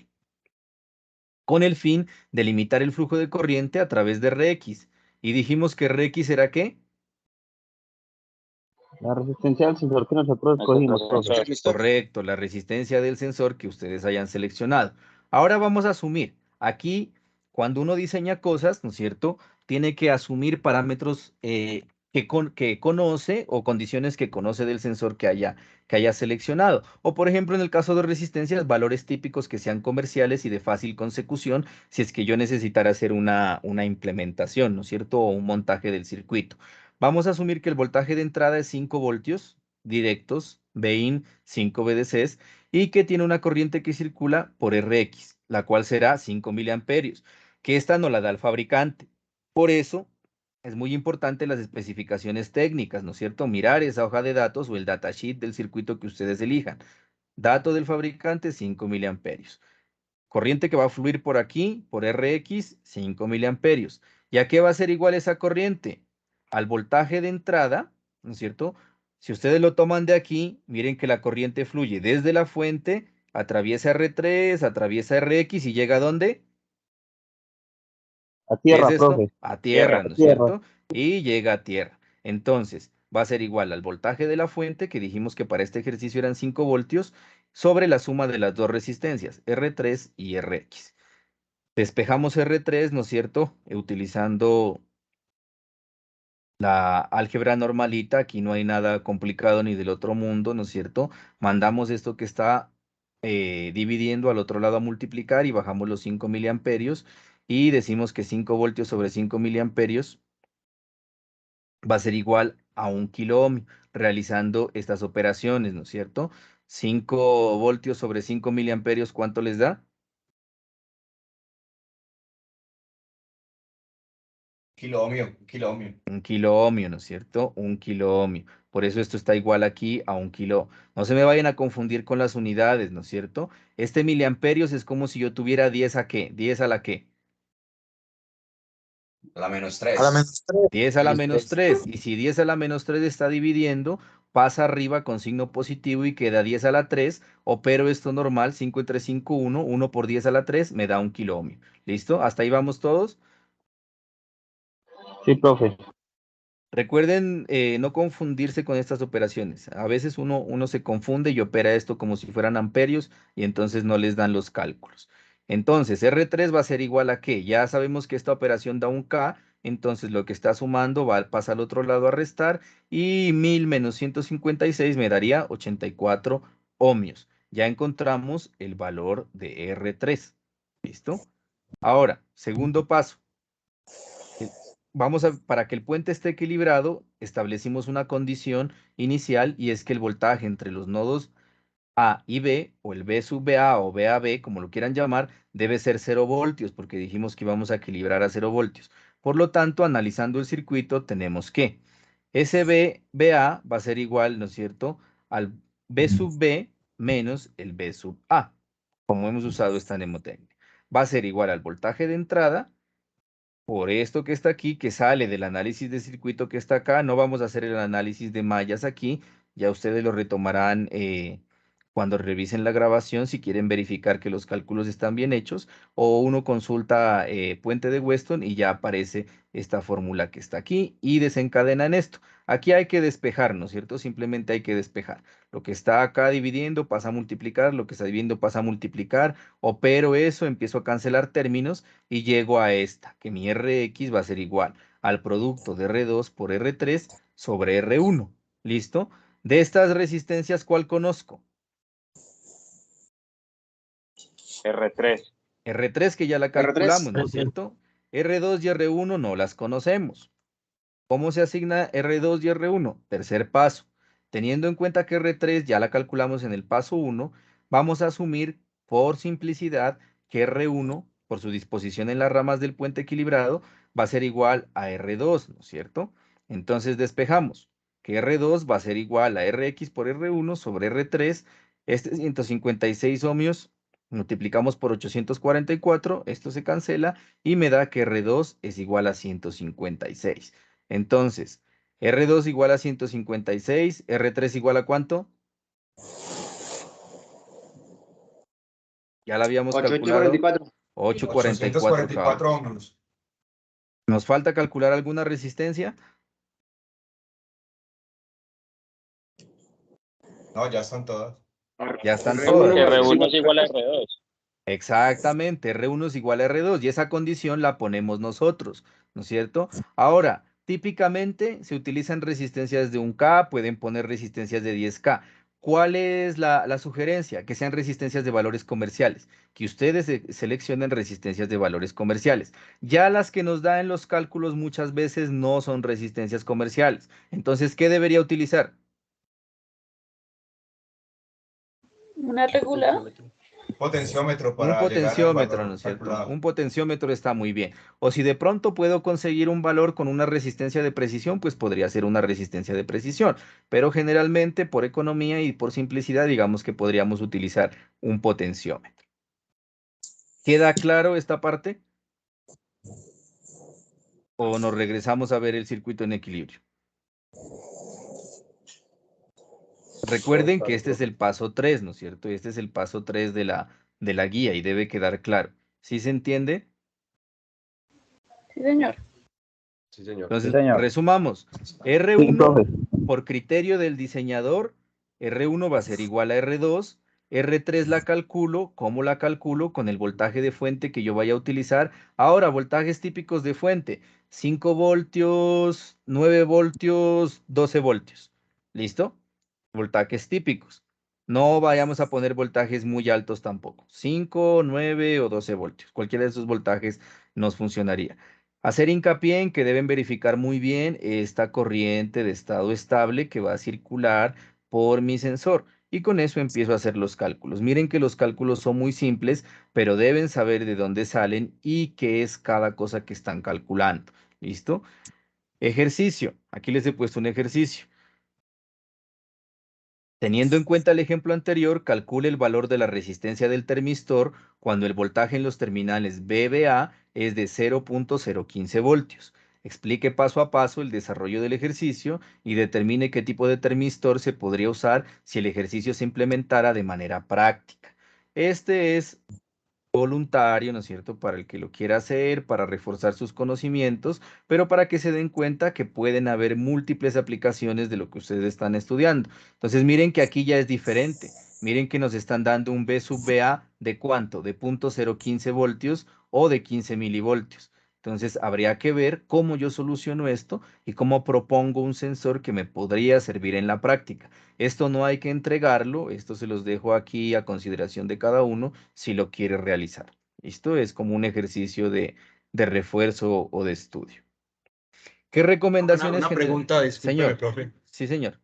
Con respecto a esa temperatura que se escogió para equilibrar el circuito, ¿esa es la temperatura mínima que yo voy a trabajar o por qué se seleccionó ese punto? ¿Cuál punto, perdón? ¿Los 0 Pues voltios? en este ejemplo se trabajó con 25 grados para equilibrar el circuito. En el caso nuestro, ¿trabajamos con la temperatura mínima de trabajo que trabaja el invernadero o trabajamos con qué temperatura? Lo pueden hacer a 25 grados también, no habría problema. Pero recuerden que a esos 25 grados, el sensor que ustedes seleccionen va a tener asociada una resistencia, ¿no es cierto? Eso Un es lo valor de importante. resistencia. Correcto, eso es lo importante, que ustedes sepan que, por ejemplo, si yo digo, no, yo voy a equilibrar el puente no a 25 grados, sino que lo voy a equilibrar a 10, pero yo debo saber a 10 grados qué resistencia tiene el sensor, ¿no es cierto? Eso es lo importante. Lo pueden trabajar con 25 grados, digamos que es como la temperatura ambiente convencional, pero deben tener claro que a esa temperatura el sensor debe tener asociada una resistencia, que es con la que yo voy a trabajar. ¿Listo? ¿Sí resolví la inquietud? Sí, pues yo lo pregunto es porque si, por ejemplo, yo trabajo entre 14 y 30 grados, pues un ejemplo, y si calibro el equilibrio en 25 grados, podría tener voltajes negativos de 25 hacia abajo y positivos de 25 hacia arriba. Pues creo, no sé si estoy en lo cierto. No, eso ya depende del sensor que usted elija. Por eso el parámetro crítico es esta corriente. Entonces deben dedicarle tiempo a la selección adecuada del sensor.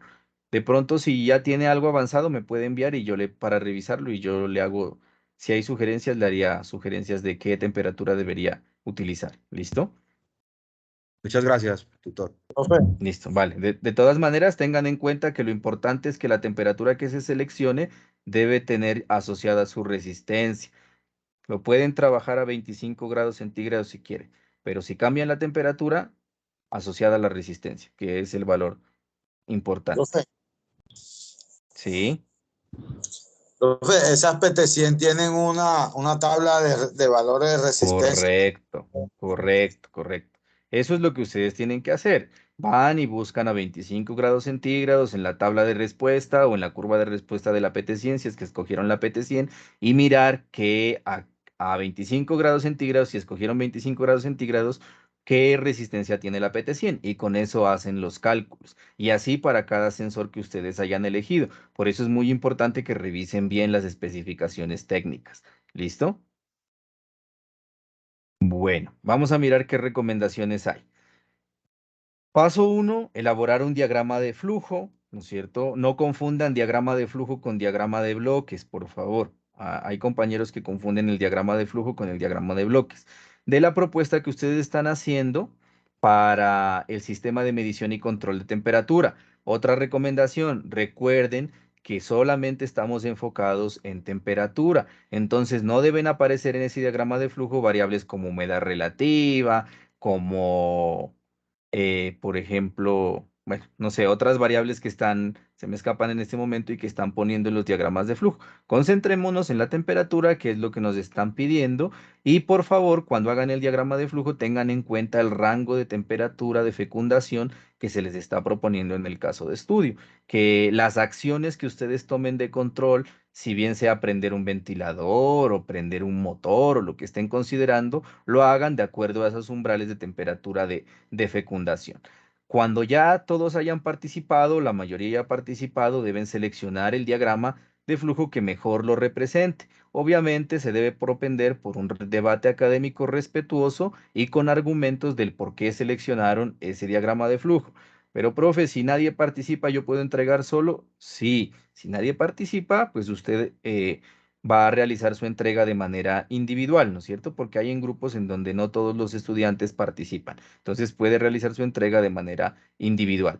Importante que registren sus aportes en el foro para poderlos ir retroalimentando. No dejen los aportes para el viernes, el sábado o el domingo, porque los tutores no debemos realimentar los últimos 3 días del cierre de la actividad. Se supone que ustedes ya deben estar elaborando el documento colaborativo. Entonces traten, por favor, de organizarse un poco más en su tiempo, en su agenda, con todas sus responsabilidades, ir haciendo sus aportes de manera oportuna para que los tutores los podamos revisar y los podamos retroalimentar y que ustedes puedan generar un producto académico de una muy buena calidad y se hagan merecedores a la puntuación total de lo que corresponde en la fase de estudio. ¿Listo? Paso 2. Tutor, ¿para ese diagrama de flujo toca en algún software o manual?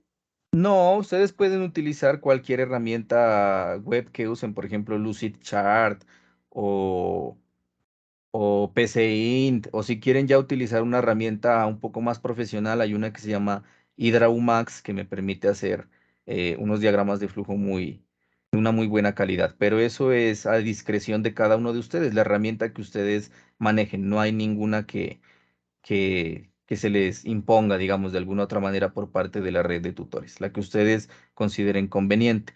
Si comparten el enlace, recuerden que el enlace tiene que ser público, porque ya hay compañeros que ponen el enlace de Lucidchart, por ejemplo, y eso no está público, entonces uno no puede revisar. Y lean los foros, lean todos los canales de comunicación que tenemos. Sí, si comparten la imagen o en un PDF, como lo compartan, no hay ningún problema. Lo importante es que el tutor lo pueda revisar y retroalimentar y que ustedes revisen la retroalimentación, ¿no es cierto? Habrá casos en que el desarrollo es correcto y entonces pues no aplica ningún tipo de cambio. Pero si el tutor considera dentro de su experiencia y conocimiento que se puede mejorar, le hará pues alguna sugerencia al respecto. Paso 2, ya lo hemos hablado durante toda la webconferencia, seleccionar el sensor, que puede ser un RTD o un termistor.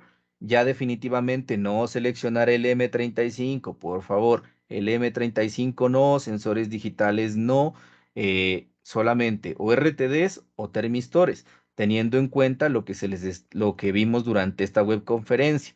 ¿Qué es importante del sensor que seleccionen? Sus especificaciones técnicas que se ajusten a las necesidades del caso de estudio y tengan en cuenta la curva o tabla de respuesta. El compañero nos decía, por ejemplo, que para la PT100 hay una tabla, ¿no es cierto?, que se llama tabla de respuesta. Eso es muy importante. Y la corriente máxima en estado estable, que ya la verificamos con el ejercicio que vimos anteriormente. Recomendaciones generales, paso 3, ¿no es cierto? Realizar el circuito de equilibrio, ya vimos un ejemplo, les queda grabado, pueden revisar, ¿no es cierto?, cómo se realiza el circuito en equilibrio, teniendo en cuenta el sensor que ustedes seleccionaron, la temperatura con la que van a trabajar y esa resistencia que tiene asociada y la corriente máxima de estado estable. Y esos 3 pasos son individuales, paso 1, 2 y 3, individual, deben compartirse en el foro.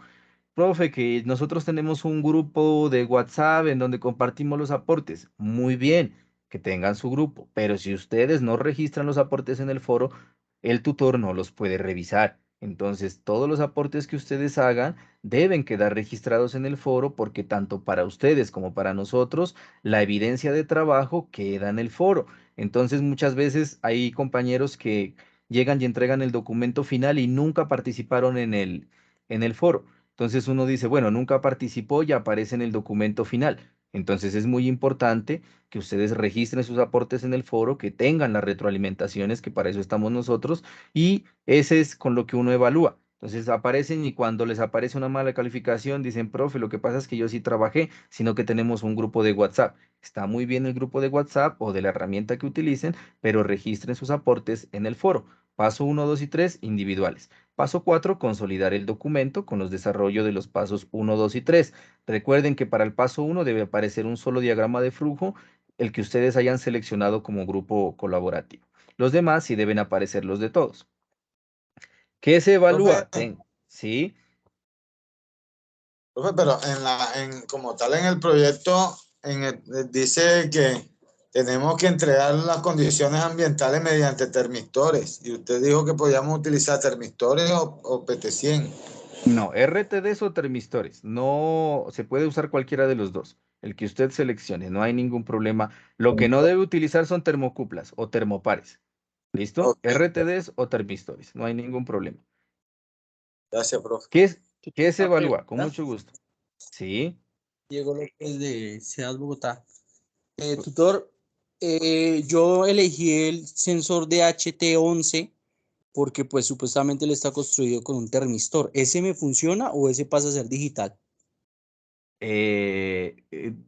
No tengo en mente el datasheet del sensor. Como les dije, hay muchos sensores. Tocaría revisarlo. Si quiere, me escribe a Teams o a WhatsApp o a Skype y lo miramos más con detenimiento y yo le digo si sirve o no sirve. Porque así solo con la referencia me es difícil, ¿vale? Fue porque yo lo propuse ya desde que inició la etapa, pero pues no sé, ningún tutor me ha dicho, oiga, si está bien, está mal. ¿De qué Y pues grupo ya es vamos usted? casi días y nada. ¿De qué Del grupo es usted? 58. No, 58 creo. Revisarlo. ese no está a mi cargo, pero me puede escribir al correo jorge.mora@unad.edu.co y lo miramos y yo le digo si le sirve o no le sirve, ¿vale? O recuerden que hay un grupo general de instrumentación en donde cualquiera de los docentes que estamos en la red de tutores, el que esté conectado en ese momento, les puede responder. ¿Listo? Listo, vale, perfecto. Muchas gracias. Con mucho gusto. ¿Qué nos evalúan? Tengan en cuenta esto, por favor, para que no pierdan los puntos. Recuerden que nuestro objetivo fundamental es aprender, ¿no es cierto? Más allá de la calificación. Sin embargo, sí es motivante que si yo entrego un buen producto de calidad, pues tenga una calificación que sea consecuente con lo que yo estoy entregando y que mi tutor o mi docente me motive a seguir haciendo las cosas bien. Por eso es muy importante que ustedes tengan en cuenta la rúbrica, porque hay veces, compañeros, que ustedes no están leyendo las guías y entregan las cosas sin saber qué es lo que les van a evaluar y pierden algunos puntos por eso, por no leer qué es lo que está pidiendo la guía de actividades. Primer criterio, identificar sensores comerciales para medición de variables, 15 puntos. Segundo criterio, elaborar la propuesta del diagrama de flujo con las diferentes etapas que debe tener el sistema de control y medición, 20 puntos. Tercer criterio, selección del sensor que esté acorde al proyecto que está planteando, 15 puntos. Cuarto criterio, el estudiante debe participar de manera oportuna y crítica. Por favor, no pierdan estos puntos, realicen sus aportes en el foro. Están muy bien los grupos de cada grupo colaborativo, valga la redundancia, pero registren sus aportes en el foro para que el tutor sepa que ustedes sí están trabajando en el desarrollo de la actividad. 10 puntos.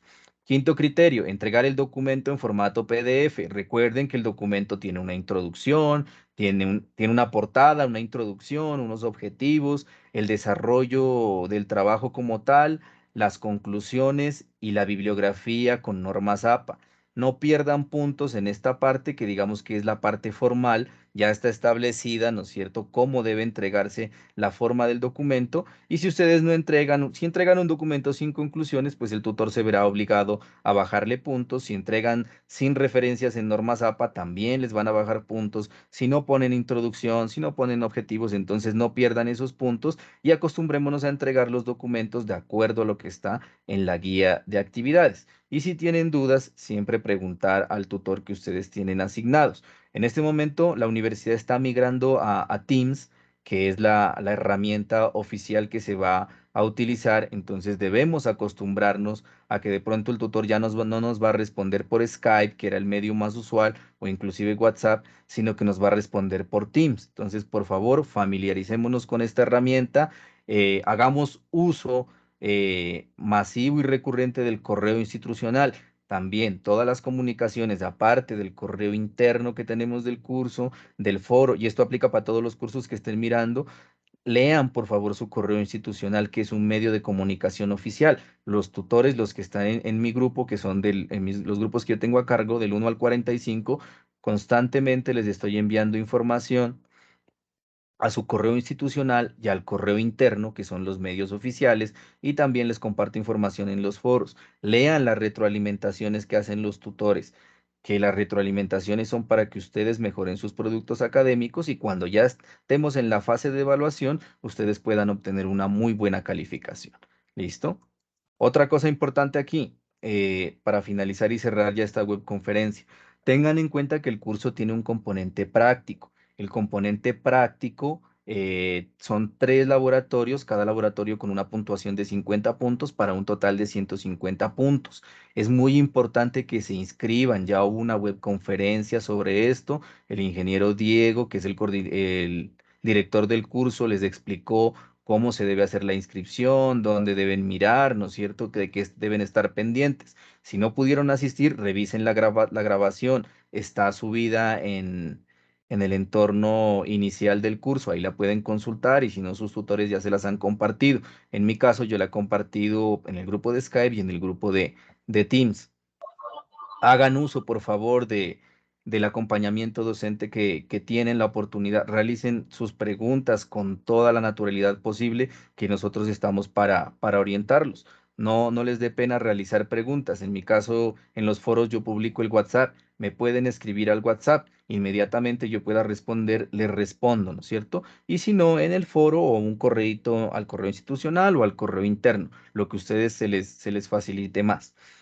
Otra información ya para culminar, y es que el día martes 7 de marzo, perdón, el martes que de la semana que viene, vamos a tener otra webconferencia, pero relacionada con el uso de Proteus, a cargo del ingeniero Cristian, que es otro docente de la red de tutores del curso de instrumentación. Entonces es muy importante que asistan y si por alguna razón no pueden asistir, que vean la grabación. Recuerden que toda esta generación de contenidos que hacemos los tutores es por y para ustedes y que la consulten, que consulten si no pueden asistir a la webconferencia que está programada para el día martes. Ya les llegará a sus respectivos tutores, les hará llegar el enlace de invitación y en el foro general del curso también estará publicado. Asistan al manejo de Proteus, que en la fase 3 ya vamos a usar el simulador Proteus. Entonces es necesario que ustedes, si es que no lo conocen, ¿no es cierto? O lo conocen, refuercen con varios tips que el ingeniero Cristian les va a dar en esa webconferencia, ¿vale? Creo que eso es todo por hoy. Creo que me extendí un poco más de lo que Profe, debía. La próxima semana, sí, dígame. profe, escúcheme, yo le puedo hacer una pregunta acerca del Sí, claro, componente práctico. claro que sí. Profe, es que mire, yo soy del grupo 21 Sí, señor. y pertenezco al SEAD Dos Quebradas, entonces a la zona occidente, ¿cierto? Correcto. Yo ingresé por la plataforma para hacer la inscripción para el componente práctico, pero me parece, es la zona occidente, pero Medellín. Si yo soy estudiante del SEAD Dos Quebradas, entonces yo cómo hago para hacer la práctica en el SEAD Dos Quebradas, ¿cómo sería ese proceso? Recuerden que ese tipo de inquietudes se resolvieron precisamente en la reunión con el director de curso. Recuerden que no necesariamente va a haber componente práctico en el SEAD al que ustedes pertenecen, en el centro al que pertenecen, porque estas programaciones salen a nivel nacional. Lo ideal es que ustedes se puedan inscribir o en el, si hay oferta, en el centro al que ustedes pertenecen, sino al más cercano que ustedes pudieran asistir. Discúlpeme, tutor, Sí, con señor. respecto a, pues, al compañero, yo también soy de Dos Quebradas, le acabé de preguntar al director del curso, me informa que sí va a haber, o sea que hay que estar pendientes Hay que para esperar. inscribirnos. Hay Sí, que esperar a exacto. que actualicen la oferta. Esto como es una oferta a Gracias, nivel sí, señora. nacional, entonces se demora un poquito. Ya la mayoría de centros están, creo que solamente falta el de Dos Quebradas, entonces esperemos un poquito a que esté la oferta y se inscriben, ¿vale? Recuerden que es muy importante que hagan la parte práctica. Si están estudiando ingeniería en electrónica o telecomunicaciones, la parte práctica es fundamental para un ingeniero. Entonces aprovechen el buen uso de los laboratorios que tengan a disposición en el centro. Y otra cosa que tengan pendiente, recuerden que no necesariamente el docente que hace acompañamiento a la parte teórica es el que los va a acompañar en la parte práctica. De la red de tutores del curso de instrumentación, solamente el ingeniero Diego que está en el SEAD de Pitalito, él sí tiene asignado componente práctico, los demás tutores no tenemos asignado componente práctico. Entonces recuerden que su tutor puede ser una persona diferente a quien orienta el curso teórico, que va a ser, en el mayor de los casos, va a pasar esa situación. ¿Listo? Entonces, no sé, compañeros, si tienen alguna inquietud o duda que podamos solucionar o damos por Profe, terminada la webconferencia. ¿Sí? tutor tal vez le agradezco. Qué pena, yo no estoy escuchando, no sé si... Profe, comparte la grabación, por favor. Sí, sí, señor, claro que sí, claro que sí. Profe, una Profe, consulta. Tutor también nos puede compartir. Alcanzamos a Tutor también revisar. nos puede compartir. Sí, uno por uno, por favor. Bueno, soy Ana Valencia, profe, una consulta. Es que usted dijo que de pronto nos alcanzaba a mostrar Sí. ¿Se puede? Sí, Me sí se puede, gustaría sí ver se, cómo, sí se puede, sí cómo se se ve la puede. señal de Gracias media. por, Gracias. gracias por recordarme. Es un texto plano, es un texto plano. Bueno, les voy a mostrar cómo se mira una señal sísmica. ¿Sí miran mi pantalla? Sí, señor. Sí, señor. Sí, señor.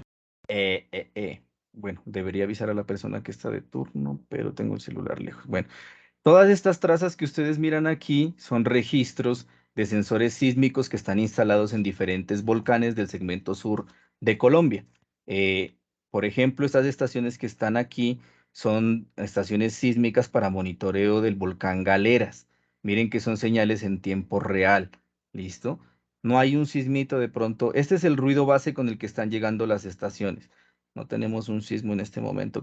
Miren, aquí hay un sismo. ¿Sí miran esto que está aquí? Miren que la señal viene un poco limpia, limpia, limpia, y de repente, ¡pum! Esto es un sismo. Y dentro de las clasificaciones de sismos que se hace, es un sismo volcano-tectónico que está asociado a una fractura de roca al interior de un volcán. Y ya la persona que está de turno, pues interpreta y localiza todas estas señales. Creo que es familiar para ustedes escuchar que cuando hay un temblor, que es como coloquialmente llamamos a un sismo que se siente, hay un reporte en donde dicen ocurrió un sismo con epicentro en tal parte de una magnitud tal, ¿no es cierto? Creo que la mayoría hemos escuchado eso en las noticias. ¿Se han escuchado eso? En escala de...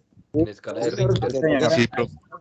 Eso, entonces, estos instrumentos que ustedes ven en pantalla son sismómetros y se utilizan para ese fin, ¿no es cierto? Para detectar esas ondas sísmicas que viajan desde el hipocentro o desde el lugar en el interior de la Tierra, en este caso un complejo volcánico, hacia la superficie y excitan un sensor y esta señal se le realiza su procesamiento y se obtiene la información que se da ya como una alerta temprana. Eso en la parte sísmica y la parte de temperatura está por acá. Vamos a mirar por acá los datos de una termocupla. Esta es una termocupla que está instalada, denme un momento. ¿Dónde está? Se llama Profe, una Rincón Bello. pregunta. Si el Señor. si el volcán hace erupción, ¿los sensores se ven afectados? Ya, muy buena pregunta. Los sensores se instalan en sitios estratégicos del volcán. Cuando los expertos, hay expertos de diferentes disciplinas, ¿ya?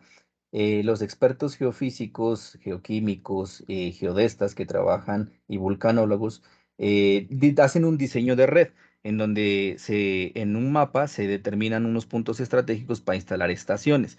Entre más cerca estemos del cráter o de los campos fumarólicos, nuestros equipos van a quedar más expuestos.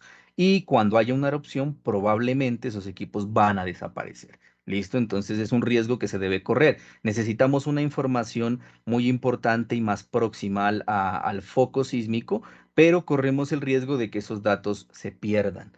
Esos equipos se pierdan en una probable erupción. Entonces la respuesta es sí, dependiendo de dónde esté ubicado el instrumento y si está ubicado en una zona de amenaza alta por erupción del volcán. Puede el equipo desaparecer, pero ya nos ha dado una información bastante útil para el pronóstico de la actividad volcánica. Recuerden que las erupciones no se pueden predecir ni en Japón, ni en Estados Unidos, ni en ninguna parte del mundo. La naturaleza es un fenómeno estocástico no lineal que tiene altas probabilidades de incertidumbre. Entonces nosotros lo que hacemos es jugar con probabilidades y apuntarle a la prevención, porque no sabemos con certeza cuándo puede ocurrir una erupción. Y para todo eso se utiliza la instrumentación electrónica y diferentes equipos. O sea, si yo les mostrara todos los equipos que nosotros tenemos, se nos van unas 4 horas de clase, ¿vale? Resumiendo aquí la pregunta de la compañera, esta es una termocupla que se llama Rincón Bello, que está instalada en el volcán Chiles y simplemente nos llega una trama de datos. Miren que aquí esto llega en tiempo real. Por aquí en colorcito gris está la etiqueta de tiempo, la estampa de tiempo. Y miren que dice 2023-0228, que sería el día de hoy. 20:45:43, está en tiempo real, miren el reloj acá, 8:45, esto está en formato de hora militar, y tenemos dos sensores, un sensor, una termocupla tipo K, que está en el cuerpo de agua, que es una fuente termal. No sé si la mayoría haya tenido la oportunidad de visitar alguna fuente termal de origen volcánico en alguna parte de Colombia. Está en el cuerpo de agua de la fuente termal y miren que está midiendo 40, eso ya está en grados centígrados. Y acá tenemos un sensor de temperatura ambiente, miren que está midiendo 11 grados centígrados. Para acondicionar la señal de esta termocupla se utiliza un digitalizador industrial que ya hace todo el acondicionamiento de la señal y bota los datos en protocolo RC485 y eso se transmite vía radio, pasa por diferentes repetidoras y llega a nuestra sede en el Observatorio de Pasto. Podría mostrarle una gráfica que de pronto es más visual, pero nos demoraríamos un poco más. Entonces miren que aquí simplemente los datos están llegando en tiempo real. Y eso es lo que miraríamos de una termocupla, por ejemplo, la aplicación de una termocupla para monitoreo en cuerpos de agua, en este caso de origen volcánico. ¿Listo? ¿Sí le respondí la pregunta, compañera? Sí, muchas gracias. Sí estoy un poquito socializada con algunos temas de medición también en instrumentación, pero a nivel de telemetría en sistemas de transporte. Y los gráficos y esos son muy, muy parecidos a la hora de hacer pruebas y demás. Entonces, muchas gracias. Con mucho gusto. ¿Alguien más tiene alguna inquietud o podemos finalizar la webconferencia? Tutor, Sí, buenas señor. noches. Buenas noches. Bueno, mi opinión es respecto a lo que habló acerca de los sismos. Y aunque es un poquito apartado de lo que fue la clase, y pues usted hizo la muestra con lo del sensor y todo, si bien dijo usted que no podemos un sismo, pero ¿será que con una gran cantidad de sensores midiendo, no podemos ir viendo variables que nos muestren que algo grande puede venir de acuerdo a los datos que se van adquiriendo? Ya, sí. De hecho, por eso es importante la instrumentación, ¿no es cierto? Los sismos tienen diferentes fuentes que los generan. En el caso particular digamos, de mi experiencia profesional, yo trabajo con la parte de generación de sismos de origen volcánico, pero hay sismos generados por placas tectónicas. Y en eso son otros profesionales los que trabajan. Hay otros tipos de sismos que se pueden generar, ¿no es cierto?, en cuerpos de aguas masivos, como por ejemplo en el mar o en el océano, y ahí ya hay mareógrafos y hay otros tipos de instrumentos. Entre más densificada yo tenga una red, voy a poder tener un pronóstico un poco más acercado a la realidad, pero no se puede predecir cuándo va a haber una erupción, ni aquí ni en ninguna parte del mundo. Con la tecnología que tenemos actualmente no se puede hacer. Los fenómenos, sí. No estoy escuchando si está hablando.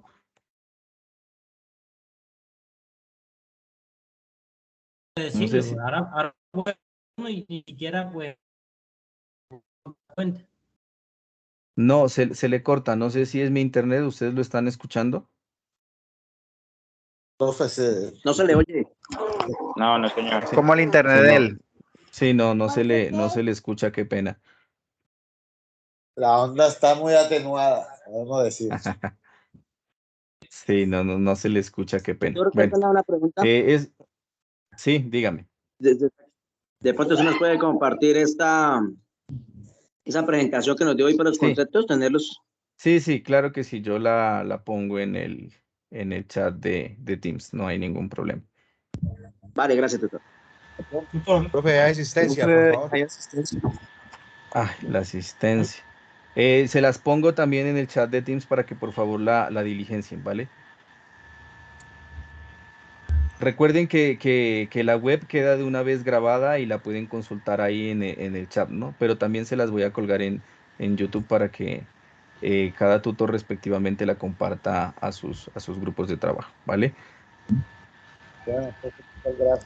Recuerden que la próxima semana entonces tenemos la webconferencia de Proteus, que sería el martes, y ya cada tutor va a programar el CIPAS para que cada grupo que está asignado a cada docente tenga la posibilidad de hacer preguntas y resolver las dudas que ustedes tengan. ¿Listo? Entonces también va a haber un CIPAS, ese ya lo programa cada docente.